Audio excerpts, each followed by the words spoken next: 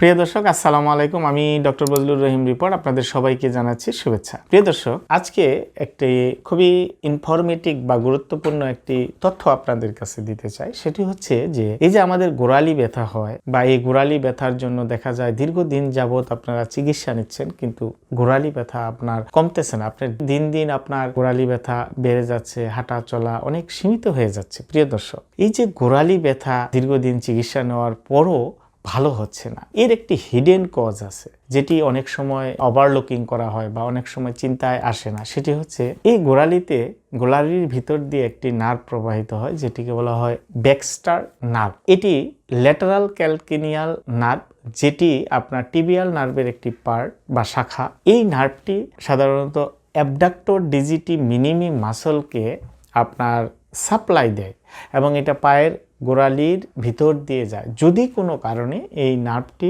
চাপা পড়ে অথবা আটকে যায়, তখন এটাকে আমরা ব্যাক্সটার নার্ভ ইনটেম্পমেন্ট বলি। তো এই ধরনের সমস্যা যখন হয় তখন কিন্তু রোগী আপনার পায়ের গোড়ালিতে ব্যথা অনুভব করে। অনেক সময় পায়ের গোড়ালিতে জ্বালা পোড়া থাকতে পারে, অনেক সময় দেখা যায় যে টিংলিং, নামনেস, এই ধরনের বার্নিং, এই ধরনের অনুভূতি রোগীরা অনেক সময় বলে থাকে। আবার কারো কারো ক্ষেত্রে দেখা যায় রাতের বেলায় পায়ের গোড়ালিতে ব্যথা এবং জ্বালা পোড়াটা বেড়ে যায়। এটা প্লান্টার ফ্যাসাইটিস থেকে একটু ডিফার। অনেক সময় দেখা যায় প্লান্টার ফ্যাসাইটিসের ক্ষেত্রে যখন বিছানা থেকে সকালবেলায় নামে তখন কিন্তু মাটিতে পা ফেলার সাথে সাথে অনেক ব্যথা হয়, কিন্তু এই ধরনের নার্ভ ইনটেম্পমেন্টের ক্ষেত্রে ব্যথার পরিমাণ একটু কম হতে পারে। বাট যখন আপনার দীর্ঘ সময় দাঁড়িয়ে থাকে বা দীর্ঘ সময় হাঁটাহাঁটি করে বা দৌড়াদৌড়ি করে তখন কিন্তু ব্যথা বেড়ে যায়। এরকম কিছু ডিফার আছে অন্য সমস্যাগুলির সাথে। তো আবার কোনো কোনো সময় দেখা যায় যে গোড়ালির ভিতরের অংশে অর্থাৎ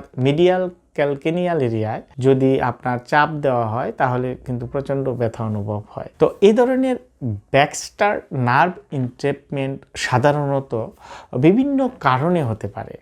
আপনার যদি প্লান্টার ফ্যাসাইটিস থাকে সে কারণে হতে পারে, ক্যালকেনিয়াল স্পার্ট থাকলে সে কারণে হতে পারে, আপনার যদি অ্যাবডাক্টর হেলোসিস লঙ্গাস মাসলে হাইপারট্রফিড হয় বা সেক্ষেত্রে অনেক সময় হতে পারে। আপনার এরকম অনেকগুলি কারণ আছে, ওবিসিটির কারণে হতে পারে বা যদি হিলে ওভারলোড হয় সে কারণে হতে পারে, অনেকগুলি কারণ আছে। তো আমরা এই ধরনের রোগী বা এই ধরনের হিল পেনকে আমরা কিভাবে আসলে চিকিৎসা করতে পারি? এটা যত হিল পেন আছে বা গোড়ালি ব্যথা আছে, তার ক্রনিক গোড়ালি ব্যথা যেটা দীর্ঘদিনের গোড়ালি ব্যথা, তাদের ক্ষেত্রে দেখা যায় 20% ক্ষেত্রেই কিন্তু এই ধরনের ব্যাক্সটার নার্ভ ইনটেম্পমেন্টের কারণে হয়ে থাকে। সুতরাং আমরা যখন গোড়ালি ব্যথার চিকিৎসা দিব তখন অবশ্যই কারণগুলো আমাদের খুঁজে বের করা দরকার, ভালো করে অ্যাসেসমেন্ট করে ডায়াগনোসিস করে কি কারণে তার গোড়ালি ব্যথাটা হচ্ছে, এবং কারণটা যদি আমরা সহজে খুঁজে বের করতে পারি তাহলে কিন্তু চিকিৎসাটা অনেক সহজ হয়ে যায়। তো এই ধরনের গোড়ালি ব্যথা কমাতে আমাদের যেগুলি করা দরকার, সাধারণত আপনার কনজারভেটিভ ম্যানেজমেন্ট মানে অপারেশনবিহীন চিকিৎসাই কিন্তু 90% ভালো হওয়া সম্ভব। সেক্ষেত্রে আমাদের যেটি করা দরকার, প্রথমত যে অ্যাক্টিভিটি মোটিফিকেশন করতে হবে, অর্থাৎ যারা দীর্ঘ সময় দাঁড়িয়ে কাজ করেন সেই দীর্ঘ সময় দাঁড়িয়ে কাজ করারকে অ্যাভয়েড করতে হবে। যারা অতিরিক্ত হাঁটাহাঁটি বা দৌড়াদৌড়ি বা জাম্পিং অ্যাক্টিভিটিস করেন, বিশেষ করে অ্যাথলেট যারা, তাদেরকে কিছুদিনের জন্য আপনার এটা বন্ধ রাখতে হবে বা অ্যাভয়েড করতে হবে। আরেকটি গুরুত্বপূর্ণ বিষয় হচ্ছে যে ফুটওয়্যার বা অর্থোটিক্স, অর্থাৎ আমরা যে জুতাটা ব্যবহার করি আমাদের জুতার মডিফাই করতে হবে। অর্থাৎ আপনার আমাদের আর্স সাপোর্ট ইনসোল আমাদের ব্যবহার করা খুবই জরুরি, এবং কোনো কোনো ক্ষেত্রে হিল কোশনটা আমাদের খুব কার্যকরী ভূমিকা রাখে, এবং আমাদের জুতাটা অ্যান্টিপ্রোনেশন সাপোর্ট যাতে থাকে সেইভাবে আমাদের জুতার ব্যবহার করতে হবে। এর সাথে আমাদের এক্সারসাইজ এবং ম্যানুয়াল থেরাপি খুবই গুরুত্বপূর্ণ। বিশেষ করে প্লান্টার ফ্যাসাকে stretching exercise, calf muscle stretching exercise, আপনার tibialis posterior strengthening exercise, intensive muscle যেগুলি আছে সেগুলিকে স্ট্রেংথেনিং এক্সারসাইজ।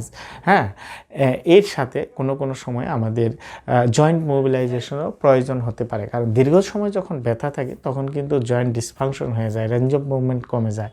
ফলে জয়েন্টের রেঞ্জ অফ মুভমেন্ট বাড়ানোর জন্য, ডিসফাংশন কারেকশন করার জন্য আমাদের জয়েন্ট মোবিলাইজেশন প্রয়োজন হতে পারে। এবং সবচেয়ে ইম্পর্টেন্ট যেটি সেটি হচ্ছে নিউরাল মোবিলাইজেশন। নার্ভ মোবিলাইজ করতে হবে। যে নার্ভটি আপনার চাপা পড়ার কারণে বা আটকে যাওয়ার কারণে এই সমস্যাটি হয়ে থাকে, সেই নার্ভকে আমাদের মোবিলাইজ করতে হবে গ্লাইডিং বা মোবিলাইজেশন টেকনিকের মাধ্যমে। This is very much important. আরেকটি বিষয় হচ্ছে যে আমাদের লাইফস্টাইল মডিফাই করতে হবে। অর্থাৎ যদি কারো অতিরিক্ত ওজন থাকে, অবশ্যই আপনাকে ওজন কমাতে হবে। This is very important message, যে আপনার যদি ওজন থাকে, আপনি যদি ওজন না কমান, তাহলে কিন্তু আপনার গোড়ালিতে অতিরিক্ত চাপ পড়ে ব্যথা কমানো কঠিন হয়ে পড়ে। তো আমরা যদি এই ট্রিটমেন্টগুলো যেভাবে আমরা বললাম, সেগুলি যদি স্টেপ বাই স্টেপ আমরা করতে পারি অভিজ্ঞ ফিজিওথেরাপি চিকিৎসকের তত্ত্বাবধানে থেকে, তাহলে কিন্তু আমাদের অপারেশনের প্রয়োজন হবে না।